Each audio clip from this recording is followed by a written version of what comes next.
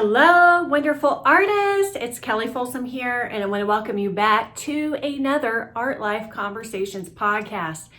Here we are in the new year. It is 2023. I hope that all of you were able to take some time and do the guided meditation from last week, visualizing your future self in 2023. So today's topic is in alignment with that, because oftentimes whenever we are trying to step into a new version of ourselves and accomplish new goals, there is something that we all have to face and deal with, which is ourselves, right? But today's topic is going to be discussing dealing with discouragement as an artist.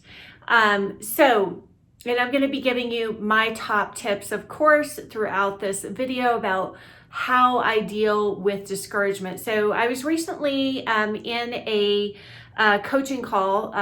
Actually, it was our New Year's party for the Art Life School, and we were doing some goal setting, and then taking some questions and offering some support to the artists there in the school. And one of the questions that came up was, so Kelli, how do you deal with discouragement, right? And there was also kind of this feeling about it, oh, it's maybe bad to get discouraged, right? So in the specificity of the topic was around hey, I tried to do a painting sale, host a painting sale, and I didn't sell anything. So in that case, how do you deal with discouragement?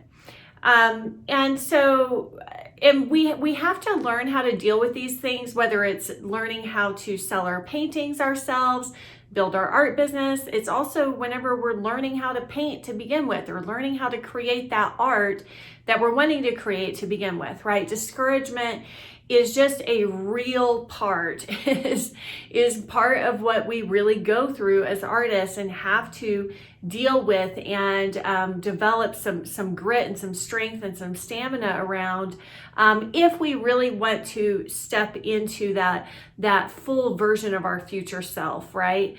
Because our future self, while he or she may get discouraged, right, they're not going to give up, right? So our future self who has accomplished those goals never gives up. They deal with it, right? So they dealing with discouragement. And dealing with it means that we are going to face it. We're going to look at it truthfully, honestly, right? And not lie to ourselves, and maybe not catastrophize, getting into our emotions about it all and catastrophizing things. So my advice to this artist, because obviously I've dealt with all this crap, it's I've dealt with all this stuff. And sometimes too, we think that somebody else just maybe maybe they're smarter than me. Maybe they're just luckier than I am. Or they're more talented than I am, and that's why their painting sales are a success. So sometimes we also are looking at the world and looking at others through this filter, which is not truthful, which is not honest. And that is, everything always works out for them, it's just me. So, and so my response to this artist was I've had sales this year that were a bust, that were dud sales, right? It happens to everybody. It doesn't matter how successful you are, how successful you get, how many successful sales you've had underneath your belt. Every business, every artist, every successful person is going to have failures or disappointments or discouragement about something not going the way that we wanted it to go, right? So feeling discouraged is not necessarily a bad thing. So you just want to feel it, number one, and just, feel it yeah, this sucks. This shit sucks. I tried to do this, or I tried to paint and the painting was a screw up, or it didn't work, or I had to wipe it and I wasted, quote unquote, wasted this many hours on this painting, which it's never, the truth be told, it's never been wasted. But this is kind of the inner dialogue that can start to go on, right? And so with, let's say for this example, someone who's running a painting sale and it's a bust, my advice there is is this a one-time thing? Or is it happening again and again and again and again? Okay, because sometimes we have a tendency to catastrophize and make things personal and take it personally and make it mean something about us. Like, oh, maybe my work isn't good enough and that's why nobody bought in this sale, or nobody's buying my work. And it's just simply not true. Like, that's just BS. You're just BSing yourself. So it's not bad to like feel discouragement, of course. What doesn't work, and nothing is good or bad, right or wrong, but what doesn't work though is when we feel discouragement and then we just stay in that discouragement, and then that makes us quit, right? Makes us quit on ourselves, quit on our goals, quit on our dreams, right? So that's what doesn't work, okay? That's going to keep you stuck, right? It's going to keep you stuck and not produce momentum and not move you forward. So you definitely feel the discouragement, acknowledge, yeah, this sucks. It feels bad. It does not feel good, to go to the easel and feel like you failed, that painting didn't work out, right? Or to submit a painting to an art show and you get rejected, right? Like that feels crappy or it can feel crappy, right? But if it's true for you, if it feels crappy for you, then yeah, you just, you acknowledge that and you just go, yeah, this sucks. I'm feeling discouraged. Right. And then at some point we put on what works is putting on our big girl panties and moving forward, right? And moving on and GSD, getting shit done, like continuing to take action. Now, the thing with continued failures, however, or continual bust sales or continual failures in your artwork, in your painting, or continual rejections from shows, that's different. So let's say if you host 10 art sales that year and every single one of them is a bust. Yes, there is something wrong, okay? It rarely is, I will say this, it's rarely the quality of the work. So a lot of times artists want to say, oh, well, I'm just not good enough yet, or I'm not talented enough yet, like it's all about quality. Selling actually has very little to do with quality, right? And I know that is a hard pill to swallow. All of us artists want to be like this high and mighty kind of merit-based thing, but there is a lot of people out there selling what you might, I'm not going to say it's low quality art, but what you might deem as low quality craftsmanship, low quality art, but they are good at sales, right? So that is a blind spot. That is like a misconception that many artists have, is like blaming it on the fact that they're just not quality enough. But if this is something that's happening continually, there is going to be a blind spot. Okay, so something that needs to be fixed, and that's also part of dealing with it, right? Not avoiding it, not catastrophizing it, but also just like looking it square in the face and going, what is missing here? What am I missing? What skill set do I not understand? So when it comes to selling art, it's like, what am I missing when it comes to selling art online or in person? And then going to the source, finding somebody, myself or other, getting help, right? Getting guidance from somebody that can help you, that can support you, that they have figured out a system that works for them and they can pass that knowledge and wisdom on to you, okay? So, but what doesn't work is just like spinning in the discouragement and quitting and catastrophizing and giving up. It's the same thing with getting good at our craft as an artist, right? It's like in the beginning, we used to call it the dud stage. Monty and I, my boyfriend and I, we used to call it the dud stage. And in the beginning, you're going to have far more duds than you have successes. So it feels like almost every single piece of art is a failure. And so in that regard, it would be like in the early days, like 10% success rate was a great success rate for me. Like out of 10 paintings, maybe one painting I was like pleased with. Then as you build and as you grow as an artist, right? You build more momentum and that percentage starts to come closer and closer and closer together to where once you reach mastery, it's almost like every painting is a success. No painting is truly a failure, but still there might be like one or two that feels like, oh, they're still the cream of the crop, right? There's just something about that one that just really worked and really came together. But in the beginning, you don't believe possibly that you're going to get to that space, right? But if you're in that beginning stage or even that intermediate stage of your craft, developing your craft, the intermediate stage is also very challenging because we plateau a lot.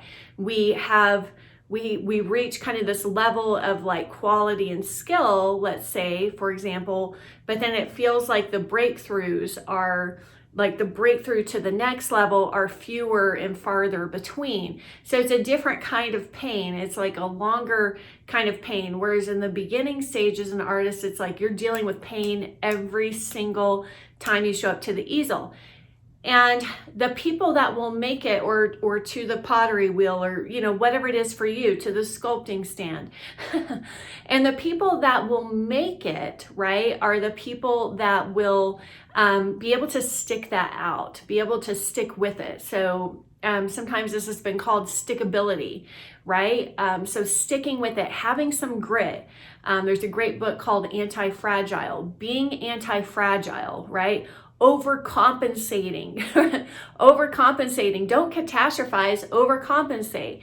Like somebody like Michael Jordan, when he would discover, oh, this is a weak spot, right? This is what needs to be corrected, the skill level needs to be brought up here. Then he would overcompensate, over apply himself, right? Get the coaching that he needed, get the support that he needed, and put in the time and the practice.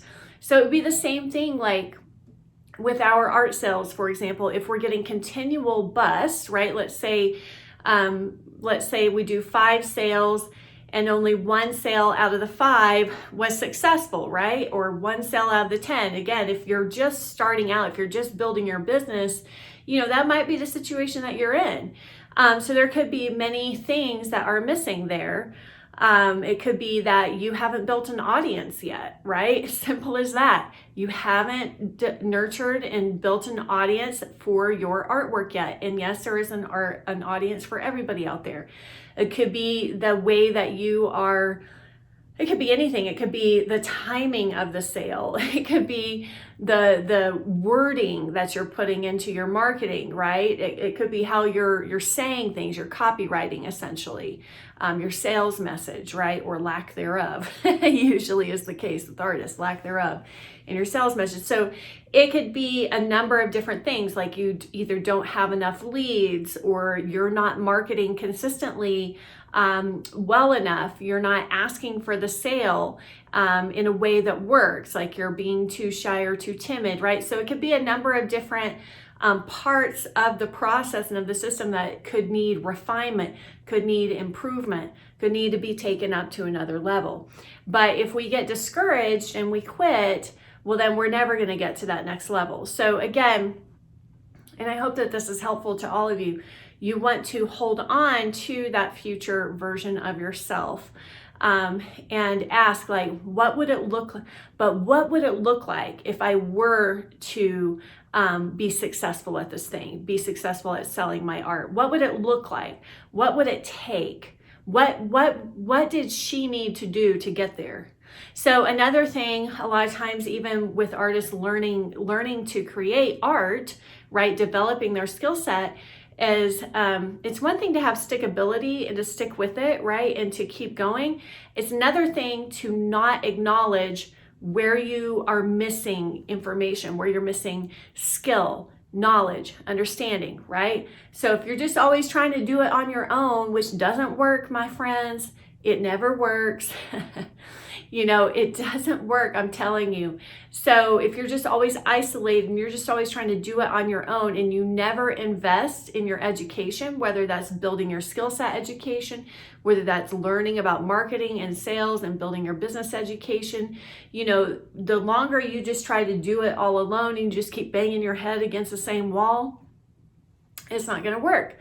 Right? So that would be the other thing that I would caution all of you, those of you who are listening, is like, find out where the blind spots are. And if you don't know, go freaking take a class, right? Go get some mentorship, join a mastermind, right? It's like sign up for something that's going to help you improve your craft or help you both your skill and your craft in your business or in your paintings, whatever the case may be for you.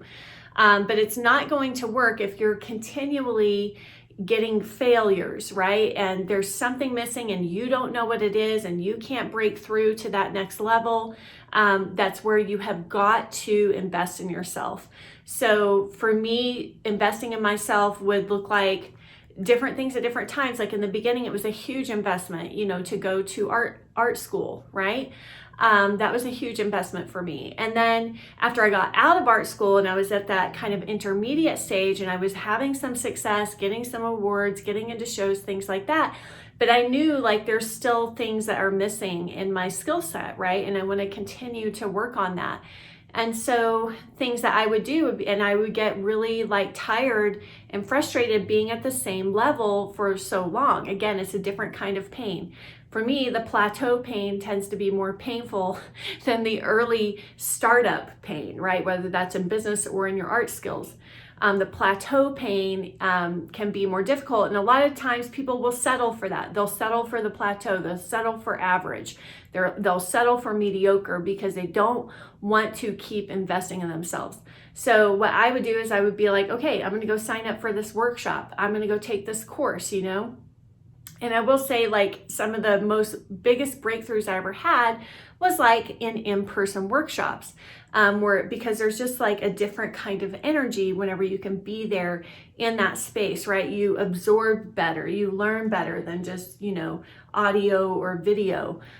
So breakthroughs, it's more prime breeding ground for breakthroughs whenever you can be in that in-person space if possible. So just asking yourself whenever you're feeling discouraged, like definitely feel it, like feel it. Yeah, this sucks. It's hard. It's difficult. I knew it was going to be hard. Nobody ever said it was going to be easy, right? But then also asking your future self, what do I need to know here? What does my future self do to get to that level of success? To have that breakthrough, okay? So that you don't end up quitting, you don't end up stagnating, right? In that discouragement, you don't end up settling for less, right? Because you deserve more, you desire more. And so that is my main tips for you that I hope helps you today, artist, if you are dealing with discouragement. If you liked this video, if this information and support was valuable to you, then I'm asking you to support me back in return. Hit the like button on this video if you're watching on YouTube. Follow the podcast, follow the YouTube channel. Leave me a comment down below. That helps YouTube pick me up and put me out there to more artists, which will help me serve more artists and support more artists who are dealing with similar situations that we all go through. All right. Other than that, also, if you have any topics or any suggestions of anything you would like me to support you with, then please feel free to email that into at info@artlifewithkelli, KELLI.com, and put podcast suggestion in the subject line. I love reading those, or any responses or any feedback. You can, shoot me an email there. I have tons of free goodies for you and lots of opportunities to help support you on your art life journey. So make sure that you check all of those links below. There's so many wonderful things coming up. We have an online 5-day workshop coming up. We have in-person immersion workshops coming up. Another Art Stars business retreat coming up this year. What else? Finding Your Artistic Voice is coming up in February, mid-February on that. So make sure that you check all that out. You can get the 5-day challenge for free, all those things. So we've got lots of things available there to help you support you on your art life journey. Okay, until next time, happy creating, everybody, and bye for now.